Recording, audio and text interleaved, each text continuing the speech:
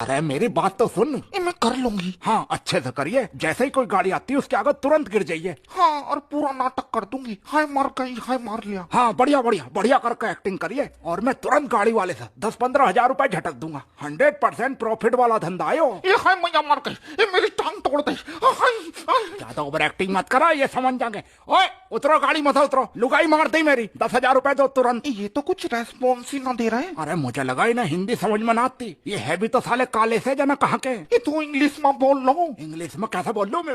English में तो मेरा हाथ तंग। ओए माई लुगाई हैंड इज टूटिंग। ये हैंड तो लाइन फीट फीट फिट ना, कुछ और ही कहमा उस एल से कहमा कुछ। ये जाओ, तुम्हारे बस का ना कुछ भी। अरे तो तू बोल ले अंग्रेजी में।